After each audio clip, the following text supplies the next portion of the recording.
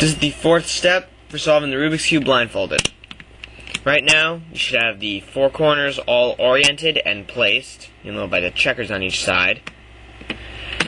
I explained parity in the last video, but I'm going to go over it again. If you have to use the algorithm for placing the corners an odd number of times, you have to do it again. Although with your eyes open, parity doesn't exist because you know where all the edges are. With your eyes shut, you don't know. So you have to do parity just in case. I'll show you. Just do the algorithm. Just like that. And these two corners are switched, these two edges have switched. So, if you were memorizing, these two would be back in their regular locations. So if you were memorizing right now, you would have your letter sequence of A's, C's, and zeros for your corner orientation.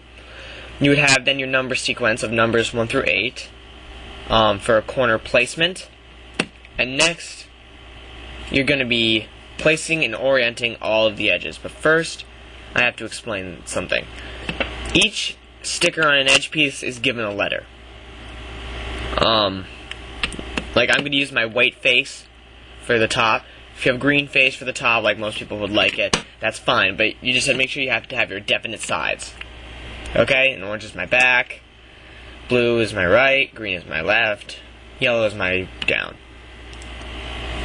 You can look at your top face, and the one that's on the back, you're going to look at this cube, the one that's on the top and back. The sticker that's on the top layer is sticker A, the one below it's sticker B. So there's your top face, A, B, next to it C, D, E, F, G, H. Okay? So all around it's A, C, E, G, and B, D, F, and H. If you went around. Technically, that's where the correct stickers belong. Like, this one right here, it's the white red piece. It goes up here. That white is technically the E sticker because it belongs up here. But you have to remember, in this location, this is location E, basically. So you have A, B, C, D. You're never going to use C, D, but it's just nice to give them letters. E, F, G, H. Next, you go to the middle layer. Right here, it's on your left and back faces. I, J, from left to back. I, J, K, L, M, N, O, P. And you should be back on your left face. Next, for the remaining ones, remaining 8, you look back at your A sticker, B, and then it's Q. A, B, Q, Q, R. It's A, B, Q, R reading down. Q, R. I'm going to angle this differently. Q, R. Under your CD is your S, T. Under EF is UV, and under GH is WX. Okay? But technically, remember, that's just like the location, but the stickers actually belong in those locations. So like, right here, this is sticker K. Right here, sorry, I can show you. Sticker K, so it belongs in location K, which is right here.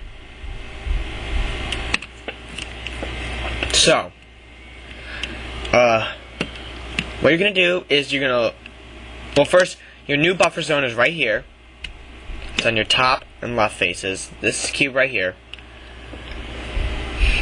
And your new undisturbance zone is these 3 cubes. It's 3 cubes long, which means you can't turn up, back, right, or front. You can only turn left and down. But you can turn 2 of the center slices, which is what you're going to have to do. You can turn this vertical center slice and the horizontal center slice. You can't turn the one right here that passes through this edge piece, but you can turn the others. So I could do this, but I don't want to. And for the next part, you're going to need to learn a new algorithm.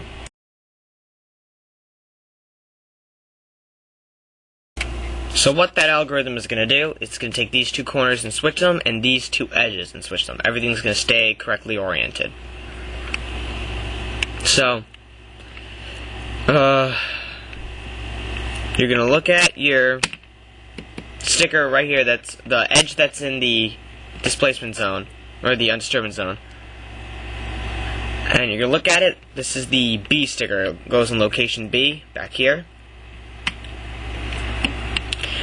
And I like to turn 2 layers at a time. I just think it's easier to do, just to keep the right side stable. And you're gonna have to get the B location up into G location. G location is where they're gonna switch. So B is right here. Put B in. It's right there. Do the algorithm, and it will permute them.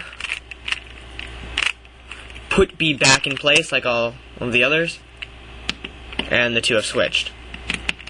If you had to do parity, your corner should be correct.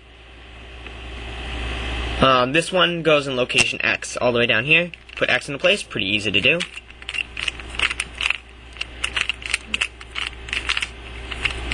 And put X back. The hardest letters I'd say would be like H, S, and W.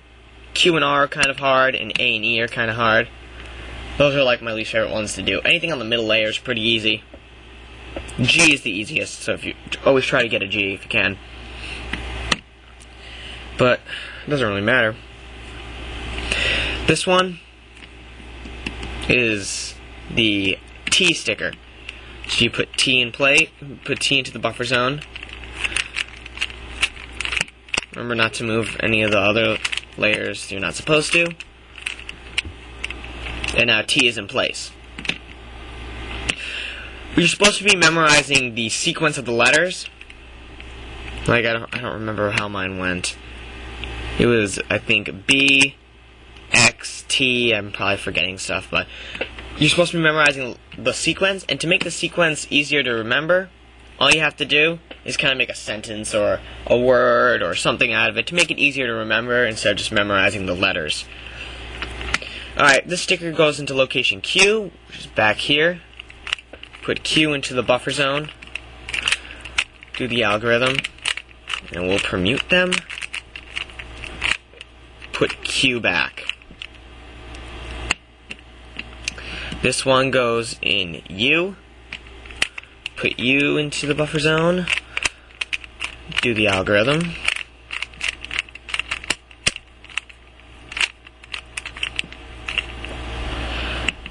Alright, now I have the edge piece in the right place and it's oriented, but that doesn't matter.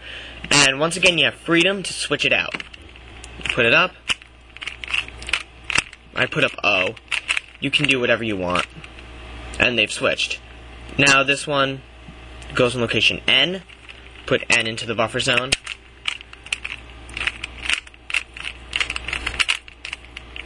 Take N and put it out. This goes in H. I don't like doing H, but I guess I have to. You put H in.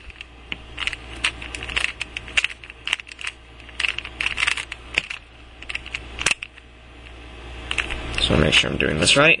Yep. This one is I. Put I in.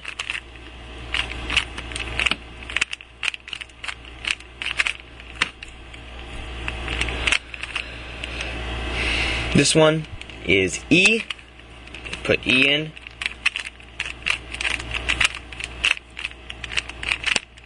Do the algorithm. Put E back in.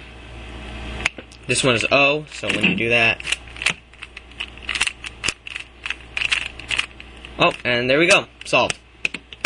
There were a few things I didn't go over. I'll go over them in the next video where I'll do an example of how you would memorize it and everything like that. So that's the last part to solving the Rubik's Cube blindfolded. Thanks for watching. Bye.